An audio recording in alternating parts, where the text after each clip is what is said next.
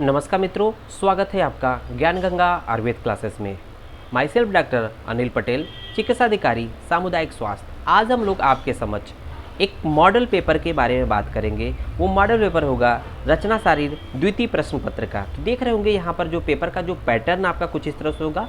BMS first professional year जो batch आपका है 21-22, और देखेंगे सब्जेक्ट क्या है, रचना शारीर। और सेकंड पेपर के बारे में है ये सेकंड पेपर, अर्थात यहाँ पर देखेंगे कि यहाँ पर टोटल जो प्रश्न नंबर होंगे 100 नंबर के होंगे, पेपर आपके 100 नंबर के होंगे। साथ ही साथ देखेंगे यहाँ पर जो प्रश्न का पैटर्न होगा, हम लोग जैसा कि जानते हैं कि आपके हर एक प्रश्न में पेपरों में जो मल्टीपल चॉइस क्वेश्चन की संख्या होगी 20। देखे होंगे मल्टीपल चॉइस क्वेश्चन 20x1, अर्थात हर एक प्रश्न जो है 1 नंबर का होगा। यहाँ पर 20x1 = 20 मार्क्स, अर्थात 20 आपके मल्टीपल चॉइस क्वेश्चन होंगे। तो यहाँ पर हम लोग 20 मल्टीपल चॉइस क्वेश्चन के बारे में 1 बाय 1 बात करेंगे। तो यहाँ पर एक पॉइंट टिक है, आपको अपने बुद्धि विवेक से आंसर बताना है और अपना बुद्धि विवेक यूज करना है। जो भी टिक है, हो सकता है सही भी हो सकता है गलत हो, तो आप हर एक ऑप्शन को अच्छे से ऑब्जर्व करिए, देन उसको टिक करिए और डायरेक्ट आप उसे टिक करके आंसर मत मान लीजिएगा, क्योंकि ये हमने नहीं लगाया है, किसी बच्चे के द्वारा दिया हुआ पेपर है। तो देखेंगे यहाँ पर सबसे पहला प्रश्न है, रक्त का अंजलि प्रमाण है। तो प्रश्न बहुत सरल है, लेकिन अगर आप थोड़ी जल्दीबाजी करेंगे तो क्वेश्चन गलत हो जाएगा, आंसर गलत हो सकता है। तो देखेंगे रक्त का अंजलि प्रमाण पूछा है, तो आंसर क्या होगा। ऑप्शन आपका पहला है 10 अंजलि, दूसरा है 9 अंजलि, तीसरा है 8 अंजलि और चौथा है 7 अंजलि। तो ये आपको बताने हैं कि रक्त का अंजलि प्रमाण है।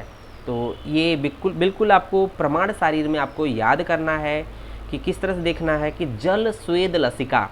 10 जो अंजलि प्रमाण किसका होता है, तो ध्यान हम लोगों ने देखा है जल है, स्वेद और लसिका का जो प्रमाण होता है वो 10 अंजलि होता है। 9 किसका होता है, वो होता है आपका रस धातु का। और जो होता है 8 किसका होता है, तो रस के बाद रक्त धातु आती है। ये करेक्ट आंसर है आपका थर्ड, ये हो जाएगा। उसके बाद देखेंगे हम लोग दूसरा प्रश्न आपका है आपके सामने कि मूत्र का प्रमाण है। मूत्र का प्रमाण है, तो देखेंगे यहाँ पर 5 अंजलि, पहला ऑप्शन आपके सामने है 5 अंजलि, दूसरा ऑप्शन है 4 अंजलि, तीसरा ऑप्शन है 3 अंजलि, चौथा ऑप्शन है 2 अंजलि। तो जैसा कि हम लोग देख रहे हैं कि 5 अंजलि किसका प्रमाण है, 4 अंजलि प्रमाण है, 3 अंजलि और 2 अंजलि। तो आपको अपना बुद्धि विवेक लगाना है। यहाँ पर जो ऑप्शन है मूत्र का प्रमाण है, मूत्र का जो करेक्ट आंसर होगा वो होगा 4 अंजलि। 4 अंजलि मूत्र का, मूत्र के साथ साथ आर्तव का भी प्रमाण जो होता है वो 4 अंजलि होता है।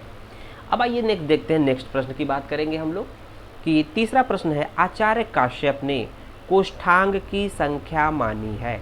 आचार्य काश्यप ने कोष्ठांग की संख्या मानी है। जब भी हम कोष्ठांग की बात करते हैं, पढ़ते हैं, तो बोलते हैं कि कोष्ठांग शारीर के अंतर्गत कोष्ठ, कोष्ठांग एवं आशय, इस तरह की बात करते हैं वहाँ पर। और यहाँ पर देखते हैं कि कोष्ठांग की संख्या वेरी इंपॉर्टेंट होता है कि चरक ने क्या मानी है, सुश्रुत ने क्या मानी है, वाग्भट ने क्या मानी है, काश्यप ने क्या मानी है, भेल ने क्या मानी है। अलग अलग आचार्य के हिसाब से अलग अलग होता है। तो यहाँ पर देखेंगे पहला ऑप्शन है 15। काश्यप के हिसाब से कोष्ठांग की संख्या होती है कितनी, पहला ऑप्शन है 15, दूसरा ऑप्शन है 13, तीसरा ऑप्शन है 11 और चौथा ऑप्शन है 8। तो आपको आंसर देना है इसका कि एग्जैक्ट, यहाँ पर देखेंगे 8 लगा हुआ है, लेकिन आपको अपनी बुद्धि का प्रयोग करना है कि ये सही है या गलत, इस पर नहीं जाना है। आपको एक एक ऑप्शन को सर्च करके आपको कमेंट बॉक्स में रिप्लाई देना है, ठीक है। तो उम्मीद है कि आपको ये प्रश्न आ रहा है और हम आगे बढ़ते हैं। नेक्स्ट देखेंगे चौथे प्रश्न की तरफ हम लोग बढ़ते हैं। तो देख रहे होंगे नाभि से उत्पन्न मानी जाती है। तो प्रश्न क्या है, नाभि से उत्पत्ति मानी जाती है धमनी की। पहला ऑप्शन है धमनी, दूसरा ऑप्शन है सिरा, तीसरा ऑप्शन है दोनों, चौथा ऑप्शन है कोई नहीं। तो ये थोड़ा सा दिमाग लगाने की ज़रूरत है कि जब हम लोग सिरा धमनी स्रोतस की बात करते हैं तो पहले नंबर पे सिरा आता है। तो सिरा को कहते हैं, सिरा की उत्पत्ति नाभिर मूलम बोला गया है। और धमनी की जब बात करते हैं तो वहाँ पे बोला गया है धमनी की उत्पत्ति नाभि मूलम, दोनों का मूल क्या है, नाभि है। अर्थात आंसर क्या होगा, दोनों होगा, न कि सिरा होगा न कि धमनी होगा। आप इन दोनों में से कोई एक आंसर लगाएंगे तो आप गलत हो जाओगे। तो बहुत ही ध्यान से प्रश्न को पढ़िए, उसको थोड़ा सा समय दीजिए, क्योंकि 20 प्रश्न है तो मान के चलिए कि उसमें कुछ समय बटा हुआ है, उस समय का यूटिलाइज करिए तब जाके उस पे आंसर पे जाइए। तो इसका ऑप्शन क्या हो जाएगा, आंसर थर्ड अर्थात दोनों। नाभि से उत्पत्ति मानी जाती है दोनों की, अर्थात सिरा और धमनी दोनों की उत्पत्ति नाभि से मानी गई है। नेक्स्ट हम लोग प्रश्न देख रहे होंगे, प्रश्न नंबर है 5। तो प्रश्न नंबर 5 है, आचार्य सुश्रुत ने सिराओं की संख्या मानी है। तो सुश्रुत ने सिराओं की संख्या मानी है। तो देखेंगे हम लोग जब बात करते हैं सिरा की, तो सिरा की बात करेंगे तो यहाँ पर ऑप्शन देखेंगे, पहला ऑप्शन है 500, दूसरा ऑप्शन है 600, तीसरा ऑप्शन है 700 और चौथा ऑप्शन है 900। तो हर एक को देखेंगे कि 500 क्या है, सुश्रुत ने सिराओं की संख्या 100 से सिरा 100 से 700, 100 से सिरा 100 से 700, तो सुश्रुत ने सिराओं की संख्या 700 मानी है। 700 मानी है, जिसमें उन्होंने देखा है कि जो प्रत्येक शाखा में सिराओं की संख्या 150 होती है और चारों शाखाओं में 600 हो जाएंगी। तो एक जो 600 ऑप्शन है ये चारों सारा शाखाओं में हो गया। तो यहाँ ने पूरे शरीर में सिराओं की संख्या 700 होती है। आपका आंसर यही ठीक है। इसका मतलब थर्ड ऑप्शन आपका ठीक है, 700 होता है। बाकी 500 क्या है, तो 500 आप देखेंगे 500 स्नायुओं की संख्या होती है। पेशियों की संख्या सुश्रुत ने 500 मानी है। स्त्रियों में पेशियों की संख्या 20 अधिक मानी है, वो 520 हो जाता है स्त्रियों में। और 900 क्या होते हैं, 900 संख्या जो होते हैं स्नायु मानी है सुश्रुत ने। तो इस तरह से हम लोग देखते हैं कि यहाँ पर ये आपका थर्ड ऑप्शन ठीक है। नेक्स्ट प्रश्न देखते हैं हम लोग, छठे प्रश्न की तरफ बढ़ते हैं। आचार्य चरक ने धमनियों की संख्या मानी है। वेरी वेरी इंपॉर्टेंट, हमेशा ध्यान रखिएगा किसके अकॉर्डिंग पूछ रहा है। तो पहला ऑप्शन आपका है 24 धमनियाँ, दूसरा ऑप्शन है 10 धमनियाँ, तीसरा ऑप्शन है 30 धमनियाँ, चौथा ऑप्शन है 15 धमनियाँ।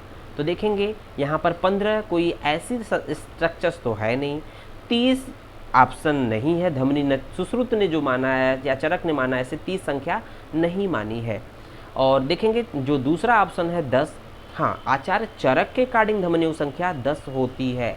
इन्होंने इसके नाम पर एक चैप्टर ही बनाया है, चरक सूत्र 30 जो चैप्टर है। अर्थे 10 महामूली अध्याय, अर्थे 10 महामूली, अर्थ का मतलब हृदय होता है, हृदय से 10 महामूल वाली जो धमनियाँ निकलती है उसी के चैप्टर के नाम पे अर्थे 10 महामूली अध्याय उन्होंने चैप्टर क्रिएट कर दिया है। ये 24 जो ऑप्शन है अकॉर्डिंग टू सुश्रुत है। जब ये प्रश्न होता कि सुश्रुत ने धमनियों की संख्या मानी है तो आपका पहला ऑप्शन 24 सही होता है, लेकिन यहाँ ऑप्शन प्रश्न चरक के अकॉर्डिंग है तो 10 धमनियाँ होती है। यही 10 धमनियाँ जो होती है 4 ऊर्ध्व 4 अधर 10 धमनियों की संख्या उन्होंने मानी है, जिसमें देखेंगे कि इन्होंने किस तरह से माना है कि ये 10 धमनियाँ उन्होंने इस तरह से मानी है। तो आइए देखते हैं अब ये 10 धमनियाँ अकॉर्डिंग टू चरक हैं, ठीक है। अब हम लोग बात करेंगे 7वें प्रश्न पे, आचार्य सुश्रुत ने स्रोतों की संख्या मानी है। जब स्रोतों की बात करते हैं तो सबसे पहले दिमाग में संख्या आता है। तो दिमाग में संख्या आता है तो चरक की बात हम लोग करते हैं, सुश्रुत की बात करते हैं। तो सबसे पहले हम लोग जब लिखते हैं तो चरक की लिखते हैं। तो यहाँ लिखते हैं कि 14, हालांकि चरक का कहीं कहीं 13 दिखता है प्लस आर्तव स्रोतस को लेकर 14 हो जाता है। जो 13 हो या 14 हो, ये ऑप्शन किसका रहेगा, चरक के अकॉर्डिंग रहेगा। और ऐसा मानते हैं कि मान लीजिए उन्होंने 3 चरक की तुलना में 3 नहीं माने हैं, स्वेद व अस्थि व मज्जा व, स्वेद व अस्थि व मज्जा व सुश्रुत ने नहीं माने हैं। बाकी जो बचे हुए जो 14 में से 3 निकाल देंगे बचेगा 11। तो सेकंड ऑप्शन आपका बिल्कुल ठीक होगा, आचार्य सुश्रुत ने धमन स्रोतों की संख्या मानी है, आपका 11 हो जाएगा। तो कुछ इस तरह से देख रहे होंगे। फिर देख रहे होंगे कि 8वां प्रश्न हम लोग देख रहे होंगे। 8वें प्रश्न की तरफ बढ़े हैं, कला की संख्या होती है। तो कला की संख्या होती, चाहे कोई किसी के अकॉर्डिंग पूछ ले, कलाएं जो होती है वो कितनी होती है, ये देखेंगे। ऑप्शन है आपके 7, 10, 11, 12। ये आपको कमेंट बॉक्स में देना है। कला की संख्या होती, बिल्कुल आसान सा प्रश्न है, इसलिए मैं इसको आंसर नहीं बता रहा हूँ, ये आपको ईजिली याद होना चाहिए। अब यहाँ पर एक प्रश्न है, ज्ञानेंद्रियों की संख्या होती है। ज्ञानेंद्रियों की संख्या होती है तो तुरंत जहाँ इंद्रियाँ ज्ञानेंद्रियों की बात आती है दिमाग में एकादश इंद्रियों की बात आ जाती है। पहला ऑप्शन देखते ही हम लोग का दिमाग लगता है बिल्कुल सही है एकादश इंद्रियाँ, ऐसा मन करता है कि इसको पहले ऑप्शन को कर दे। बट प्रश्न को पहले अच्छे से पढ़िए, क्योंकि इंद्रियों की संख्या तो कुल इंद्रियों की संख्या जो होती है वो होती है 11। एकादश इंद्रियां बोला है, जब इंद्री पूछे तो आपका पहला ऑप्शन होता है एकादश इंद्रियां, अर्थात 11 इंद्रियां होती हैं। यहाँ पूछा है ज्ञान इंद्रियां। अब उस एकादश इंद्रियों को अर्थात 11 जो इंद्रियां होती है उसको 3 भाग में विभक्त किया है, जिसमें 5 ज्ञान इंद्रियां, 5 कर्म इंद्रियां, एक उभय इंद्रिय अर्थात मन। तो यहाँ पर क्या पूछा है, ज्ञान इंद्रिय पूछा है। तो इसका मतलब कि न आपका 11 ऑप्शन सही है न 10 ऑप्शन सही है, आपका आंसर होगा 5। तो ज्ञान इंद्रिय पूछे चाहे कर्म इंद्रिय पूछे, दोनों का आंसर 5 ही होगा। एक अगर क्या होगा तो मन की संख्या है, 11 क्या है, 11 कुल इंद्रियों की संख्या है। तो बहुत ही प्रश्न टेक्निकल है, आपको थोड़ा सा डिफ्रेंशिएट कर लेना है, क्योंकि आपका एक जल्दीबाजी आपको कहीं ना कहीं गलत की तरफ ले जाएगा। तो नेक्स्ट प्रश्न की तरफ हम लोग बढ़ते हैं। यहाँ पर देखेंगे प्रश्न नंबर 10 है। तो प्रश्न नंबर 10 देख रहे होंगे, मांस धरा है। मांस धरा है बहुत ही टेक्निकल प्रश्न है बच्चों, इसको विधिवत आप लोग पढ़िएगा। मांस धरा है, त्वचा है, कला है, दोनों है, कोई नहीं है। तो हम लोग जब त्वचा और कला पढ़ते हैं, जो प्रथम कला है, प्रथम कला मांस धरा कला है, और अंतिम त्वचा, प्रथम कला जो है मांस धरा कला है, अंतिम त्वचा देखेंगे तो यहाँ पर एक तरह से यहाँ पर क्या है, त्वचा और कला, ये ऑप्शन दोनों सही होगा। मांस धरा है, त्वचा भी है, मांस धरा त्वचा और मांस धरा कला, ये दोनों ऑप्शन आपके सही होंगे। तो यहाँ पर उन्होंने गलत लगाया है, आप इस चीज़ का ध्यान रखिएगा, इनके ऑप्शन पे मत जाइएगा, अपना बुद्धि विवेक आप यूज करिएगा। और इस तरह से हम लोग विजय प्राप्त करेंगे इस बीएमएस फर्स्ट ईयर के जो यूनिवर्सिटी के एग्ज़ाम है। नेक्स्ट प्रश्न देख रहे होंगे, सद्य प्राणहर मर्मों की संख्या होती है। तो बिल्कुल प्रश्न जो है आपके सरफेस से बनेंगे, लेकिन आपको अपने आप को संयम के साथ वहाँ पर पेपरों में बैठना है, और बिल्कुल आंसर टिक करते समय आपको विधिवत उसको चेक करना है माइंड में कि ये सही है। अब ऐसा नहीं है कि तुरंत देखा तुरंत मार दिया। तो सद्य प्राणहर मर्मों की संख्या है। तो जब हम लोग मर्मों की संख्या की बात करते थे 107 मर्म है। जब हम लोग बात करते हैं परिणाम के हिसाब से मर्मों की संख्या, तो उसमें आप पहले नंबर पे सद्य प्राणहर मर्म आता है, दूसरे नंबर पे कालांतर प्राणहर मर्म आता है। तो देखेंगे वहाँ पर सद्य प्राणहर मर्म की संख्या कितनी होती है, 19 होती है। ध्यान दीजिएगा, सद्य प्राणहर मर्म की संख्या 19 होती है। 11 क्या है, 11 कोई ऑप्शन वहाँ नहीं है। और 33 क्या है, कालांतर प्राणहर मर्म की संख्या 33 होती है। और वैकल्यकर मर्म की संख्या क्या है, 44 होती है। तो 44 क्या है, वैकल्य मर्म की संख्या है, 33 क्या है, कालांतर प्राणहर मर्म की संख्या है, और 19 क्या है, सद्य प्राणहर मर्म की संख्या है। इस तरह से हम लोग देखा है। उसके बाद देखेंगे नेक्स्ट प्रश्न है आपका, तल हृदय मर्म का स्थान है। तल हृदय मर्म का स्थान है, या तल हृदय मर्म पाया जाता है हस्त के तल में, पैर के तल में, या दोनों, या अंगुष्ठ अंगुली मध्य में। बहुत ही अच्छे से पढ़ेंगे। तो पहले ये देखना कि तल हृदय मर्म पाया कहाँ जाता है। जब हम लोग शक्तिगत मर्म, या शक्ति का मतलब होता है पैर के मर्म, या हस्तगत मर्म, या उसके हाथ के मर्म की बात करते हैं, तो जब शक्तिगत मर्म अर्थात पैर के तल में भी पाया जाता है और हाथ के तल में भी, दोनों में पाया जाता है। तो बहुत ही ध्यान से पढ़िएगा कि तल हृदय मर्म है। तल मतलब हाथ का तलवा और पैर का पंजा, पैर का तलवा और हाथ के तलवा दोनों में, हस्ततल पादतल दोनों में तल हृदय मर्म पाया जाता है।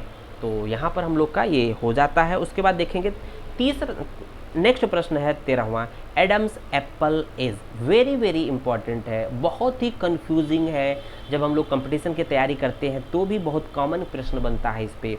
तो देखेंगे सबसे पहला ऑप्शन है थायराइड ग्लैंड। थायराइड ग्लैंड देखते ही हम तुरंत थायराइड ग्लैंड की तरफ हम लोग जो टिक मार देते हैं, लेकिन जो कि गलत है। थायराइड ग्लैंड एडम्स एप्पल नहीं है। हाँ, दूसरा ऑप्शन है थायराइड कार्टिलेज। तो करेक्ट आंसर है थायराइड कार्टिलेज को हम लोग एडम्स एप्पल बोलते हैं। हम लोग देखते हैं कि जो ग्रीवा प्रदेश में जो उभार होता है गले प्रदेश में, वो एक उभार होता है नुकीला पॉइंट मीडियन पार्ट में, that is called thyroid cartilage. उसी को हम लोग बोलते हैं एडम्स एप्पल। उसके बाद देखेंगे क्रिकवार्ड कार्टिलेज और लैरिंग्स। तो आपका सही जवाब होगा थायराइड कार्टिलेज। नेक्स्ट प्रश्न देख रहे होंगे, आपके सामने प्रश्न होगा प्लूरा इज। तो प्रश्न बहुत ही साधारण है। आपको जो भी प्रश्न आए उसको विधिवत पहले प्रश्न को मनन करिए कि प्रश्न है क्या, फिर ऑप्शन के हिसाब से उसको कोरिलेट करिए। कभी भी जल्दीबाजी में एमसीक्यू के आंसर नहीं लगाए जाते हैं। तो ध्यान देखेंगे प्लूरा इज, तो ध्यान रखेंगे प्लूरा और प्लूरा, फिर covering of lungs, heart covering, brain covering और नन। तो ध्यान दीजिएगा, लंग्स की कवरिंग को प्लूरा कहते हैं, हार्ट की कवरिंग को पेरिकार्डियम कहते हैं, ब्रेन की कवरिंग को मेनिंजेस कहते हैं। तो तीनों की कवरिंग का अलग अलग नाम है, आपके सामने ऑप्शन होंगे, पहला ऑप्शन ठीक है। उसके बाद देखेंगे नेक्स्ट प्रश्न है प्रश्न number 15, first part of large intestine is.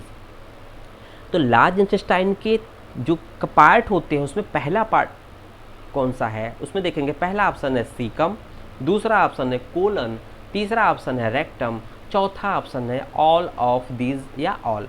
तो हम लोग को ध्यान देना है कि first part of large intestine पूछा है प्रश्न, लार्ज इंटेस्टाइन। तो लार्ज इंटेस्टाइन का पहला पार्ट कौन सा होता है, वो होता है सीकम, जो छोटा सा पार्ट होता है जहाँ स्मॉल इंटेस्टाइन इंड होता है, अर्थात इलियोसिकल जंक्शन बनता है, उस पॉइंट को हम बोलते हैं सीकम। उसी सीकम से हम लोग का अपेंडिक्स अटैच होता है। यहाँ पर प्रश्न ये भी बन सकता है कि appendix is related to which part of intestine.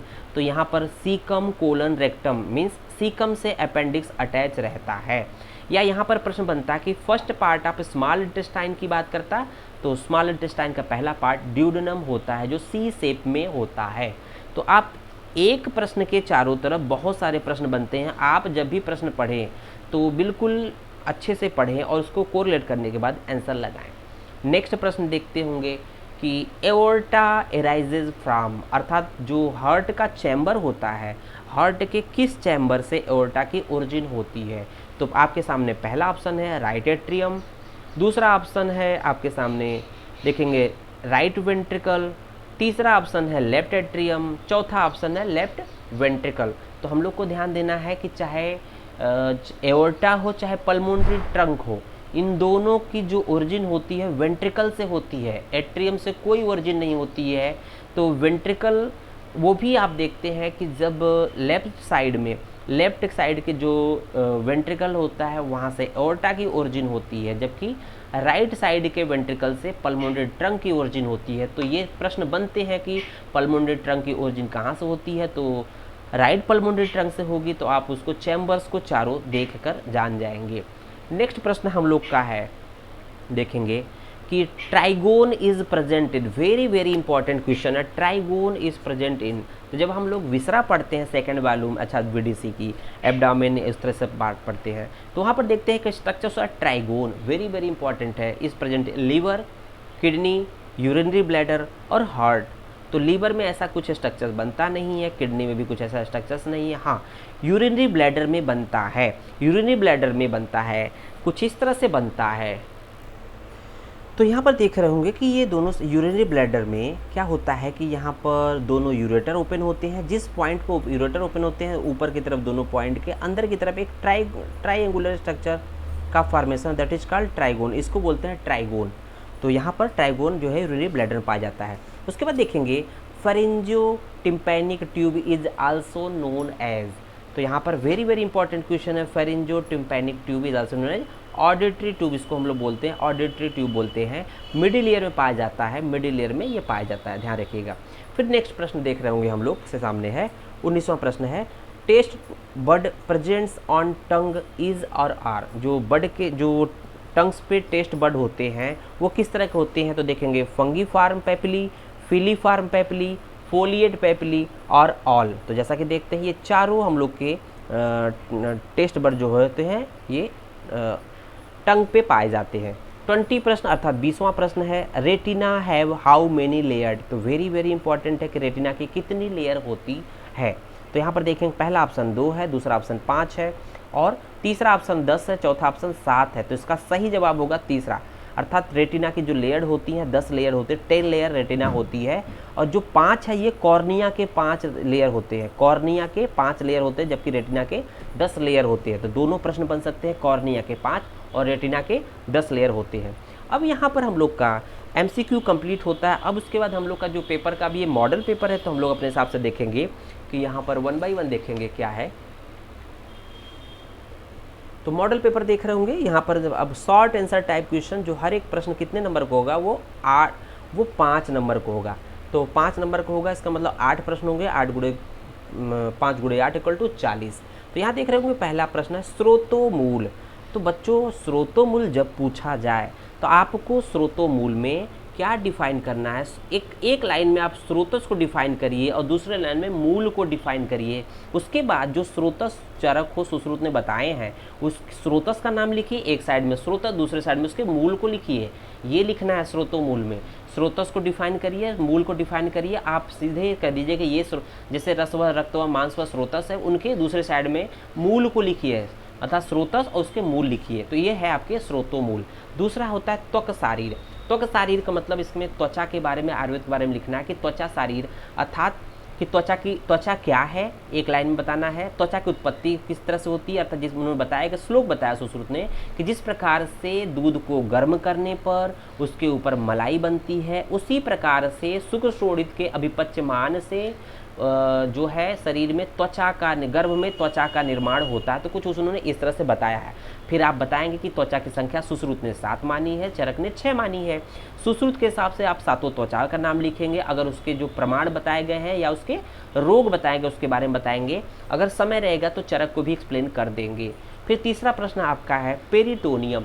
Peritoneum क्या है, पेरिटोनियम को आप दिखाना पड़ेगा कि एक तरह से पेरिटोनियम जो होता है कहीं ना कहीं एब्डोमिनल रीजन में जो विसरा होते हैं उसको कवर्ड करने का कार्य करते हैं। साथ ही साथ पेरिटोनियम के कुछ मॉडिफिकेशंस होते हैं जिसमें हम लोग को इनसाइड बताना पड़ेगा कि ओमेंटम है, मेजेंट्री है, इसके मॉडिफिकेशंस है। और साथ ही साथ इसके पेरिटोनियम के बारे में आपको 2 लेयर्ड होते हैं, विसरल पेरिटोनियम और पेराइटल पेरिटोनियम। तो अलग अलग पार्ट है, इसको हम लोग अच्छे से पढ़ लीजिएगा। नेक्स्ट प्रश्न देख रहे होंगे bronchial tree, very very important है ब्रोंकियल ट्री। तो ब्रोंकियल ट्री का मतलब देखेंगे कि लंग्स में जो हम लोग का रिस्पायरेटरी सिस्टम होता है, ट्रैक्ट होता है, उसको एक्सप्लेन करना होता है। अपर रिस्पायरेटरी ट्रैक्ट और लोअर रिस्पायरेटरी ट्रैक्ट को एक्सप्लेन करना है, अर्थात जो ट्रैकिया से शुरू करके ट्रैकिया के बाद ट्रैकिया बाइफरकेट हो जाएगा, बाइफरकेशन के बाद primary bronchus, secondary bronchus, tertiary bronchus. तो इस तरह से हम लोग इसको एक्सप्लेन करेंगे और डायग्राम वेरी वेरी इंपॉर्टेंट है। नेक्स्ट प्रश्न है स्प्लीन। स्प्लीन का 5 नंबर में आपको इनसाइड बताना है स्प्लीन क्या है, किस क्वाड्रेंट में है और उसका एग्जैक्ट जो 1, 3, 5, 7, 9, 11 ये जो नंबर है उसको एक्सप्लेन करना है। साथ ही साथ उसके कितने सरफेस होते हैं, कितने बॉर्डर होते हैं, उसके रिलेशंस क्या होते हैं और उसका क्लिनिकल एस्पेक्ट आपको इन जनरल बताने हैं। उसके बाद देखेंगे हम लोग के साथ प्रश्न है टेस्टिस। टेस्टिस एक तरह से कहीं ना कहीं देखेंगे क्या है टेस्टिस। टेस्टिस जो एक तरह से मेल जेनिटल ऑर्गन होता है, जिस टेस्टिस के अंदर जो है एक टेस्टिस जो ओवल स्ट्रक्चर्स होती है और 2 नंबर में संख्या में होती है, इसके बारे में एक्सप्लेन करना है। टेस्टिस के कवरिंग को एक्सप्लेन करना कि कितने कवरिंग होते हैं और साथ ही साथ इसको एक्सप्लेन करना कि उसके इंटरनल के बारे में थोड़ा बता देना है कि उसके अंदर सेमनीफेरस ट्यूब्यूल्स होते हैं, सेमनीफेरस ट्यूब्यूल्स में स्पर्मेटोजोआ का फॉर्मेशन होता है। फिर एपिडिडाइमस होता है टेस्टिस के ऊपर जहाँ पर स्पर्मेटोजोआ का मैचुरेशन होता है और वास्ट डिफरेंस होता है। और इस तरह से हम लोग एक डायग्राम बनाएंगे। फिर देखेंगे यहाँ पर कोर्स ऑफ आई वाल, वेरी वेरी इंपॉर्टेंट है ये प्रश्न, वेरी वेरी इंपॉर्टेंट हम बात कर रहे हैं क्योंकि ये हर साल ये प्रश्न पूछा जाता है। कोर्स ऑफ आई बाल या सिंपली आई बाल के बारे में पूछा जाता है। तो उसके 3 लेयर्स के बारे में देखना है, तो तीनों लेयर के बारे में हम लोग को बताना है। तो देखेंगे इसके बाद देखेंगे सुप्रारीनल ग्लैंड। कुछ बच्चे यहाँ पर सुप्रारीनल ग्लैंड को डायरेक्ट किडनी से रिलेट करते हैं, कोरिलेट करते हैं, बट ये गलत है। सुप्रा मतलब ऊपर की तरफ, रीनल किडनी के ऊपर जो ग्लैंड होता है दैट इज कॉल्ड, किडनी के ऊपर जो ग्लैंड होता है उसको हम लोग क्या कहते हैं, सुप्रारीनल ग्लैंड ही कहते हैं, एड्रीनल ग्लैंड कहते हैं। यहाँ पर देखेंगे जो एक ग्लैंड है उसको हम लोग क्या नाम दें, सुप्रारीनल ग्लैंड। ये है, ये किडनी के ऊपर पाया जाता है। तो ये राइट एंड लेफ्ट साइड का दोनों का अलग अलग शेप होता है, जबकि आपको दोनों को बताना है, उनका इंटरनल स्ट्रक्चर बताना है, कुछ उनके बारे में बताना है। ठीक है, यहाँ पर एनाटमी का पूछा गया तो एनाटमी के पॉइंट ऑफ व्यू से बहुत ज़्यादा फिजियोलॉजी पे नहीं जाना है। फिर देखेंगे हम लोग अब लॉन्ग आंसर टाइप क्वेश्चन पे आते हैं जो कि फाइनल सेक्शन है आपका। हर एक प्रश्न 10 नंबर का होगा। यहाँ पर 4 प्रश्न होंगे, तो यहाँ पर 10 × 4 = 40 प्रश्न, 40 नंबर का हो जाएगा। तो देख रहे होंगे पहला प्रश्न है कला की निरुक्ति, परिभाषा एवं संख्या लिखते हुए। इसका मतलब कला क्या है, उसकी निरुक्ति क्या है, उसकी परिभाषा क्या है और उसका एक जो भी मैटर जितना अधिक हो सके उसको लिखिए। लिखते हुए संख्या लिखते हुए फुफ्फुस आवरणी कला अर्थात प्लूरा को डिफाइन करना है। तो प्लूरा को लॉन्ग में डिफाइन करना है तो प्लूरा का डायग्राम बनाना पड़ेगा। प्लूरा के कितने पार्ट होते हैं, सर्वाइकल प्लूरा होता है, मीडियास्टाइनल प्लूरा होता है। तो जो 4 प्रकार के प्लूरा होते हैं वो डिपेंड करता है किस किस जगह पे है, जो कवरिंग ऑफ लंग्स है उसको एक्सप्लेन करना है। बहुत अच्छे से डायग्राम के साथ एक्सप्लेन करेंगे तब जाके उसका पूरा मार्क्स मिलेगा। दूसरा प्रश्न आपका है सिरा की निरुक्ति। बहुत ही आसान प्रश्न है, सिरा की निरुक्ति। तो सिरा की निरुक्ति अर्थात सरड़ा सिरा से शुरू करना है। उत्पत्ति एवं संख्या लिखते हुए सिरा धमनी स्रोतस में समानता एवं अंतर लिखे। वेरी वेरी इंपॉर्टेंट है ये पॉइंट, सिरा धमनी स्रोतस में समानता और अंतर। हम लोगों ने सिरा धमनी स्रोतस को जब पढ़ाया था तो वहाँ पर स्रोतस के प्रकरण में उन्होंने 4 पॉइंट समानता में बताए थे, 4 पॉइंट जो है उसके अंतर में बताए थे। उसी 4 पॉइंट्स को आपको फोकस करने हैं। आओ अगर एक बार देखना हो तो वीडियो में आप जरूर देख सकते हैं, स्रोतस के प्रकरण में, सिरा धमनी स्रोतस के प्रकरण में आपको मिल जाएगा ये। नेक्स्ट प्रश्न आपका है, देखेंगे मर्म की निरुक्ति। तो मर्म से एक प्रश्न बनने ही बनने हैं क्योंकि 15 नंबर का मर्म है। तो मर्म की निरुक्ति क्या है, मर्म फिर परिभाषा क्या है। तो जनरली हम लोग परिभाषा छोड़ देते हैं, परिभाषा वेरी वेरी इंपॉर्टेंट है। तो जैसा कि परिभाषा हम लोग कहते हैं, मर्माणी नाम मान सिरा स्नायु अस्थि संधि सन्निपात एसु विशेषतः प्राण सन्निपात। तो यहाँ पर कुछ इस तरह से एक परिभाषा दी है सुश्रुत का, आप उसको अच्छी तरह से याद कर लीजिएगा। परिभाषा आप भूल जाते हैं कि परिभाषा क्या लिखना है। आप मार्यंती मर्माणी या मर्म, जो जहाँ पर आघात होता है, जिसके आघात होने से मृत्यु हो जाए उसको मर्म कहते हैं। आप कुछ इस तरह से लिख के आगे बढ़ जाते हैं। उसके संख्या के बारे में लिखना है, संख्या सभी ने 107 मानी है। यहाँ वर्गीकरण है बच्चों, वर्गीकरण अर्थात क्लासिफिकेशन, क्लासिफिकेशन अकॉर्डिंग टू सड़ंग शरीर के हिसाब से बताना है, अकॉर्डिंग टू रचना शरीर, अकॉर्डिंग टू एक तरह से परिणाम के हिसाब से बताना है। ये सब बताते हुए शक्तिगत मर्मों का नाम लिखना है। शक्तिगत मर्म मतलब होता है पैर के मर्म, शक्तिगत मर्म का मतलब पैर के मर्म के बारे में लिखना है। ठीक है, तो आपको याद रखना पड़ेगा कि प्रश्न कुछ भी पूछ देगा, शक्तिगत मर्मों का नाम लिखिए या हाथ के मर्म के नाम लिखिए या पृष्ठगत मर्मों का नाम लिखिए या सिरोगत मर्मों के नाम लिखिए, तो आपको याद रखना पड़ेगा। देखेंगे नेक्स्ट प्रश्न क्या है, describe the heart under the following heading. Heart को डिस्क्राइब करना है तो इसका मतलब पहले 1-2 लाइन हम हार्ट के बारे में लिखेंगे। एक सुंदर सा हार्ट का डायग्राम बनाएंगे जिसमें हम लोग को दिखाना पड़ेगा उसके बॉर्डर, सरफेस, एपेक्स और बेस को दिखाना पड़ेगा। तो यहाँ पर एक्सप्लेन करना है बॉर्डर कितने होते हैं, सरफेस कितने होते हैं, एपेक्स और बेस के बारे में एक्सप्लेन करना है। तो इस तरह से एक मॉडल पेपर हम लोग का तैयार हो जाता है। इसको आप अच्छे से समझ लीजिए। प्रश्न जो पूछा जाए उसका जवाब देंगे तो आपको पूरे नंबर मिलने की संभावना है।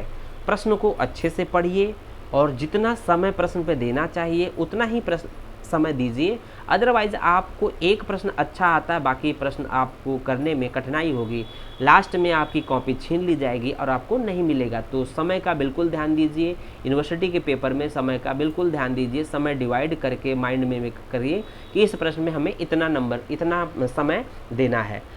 उम्मीद है ये वीडियो आपको समझ में आया होगा और ज़्यादा से ज़्यादा बच्चों शेयर करें। धन्यवाद।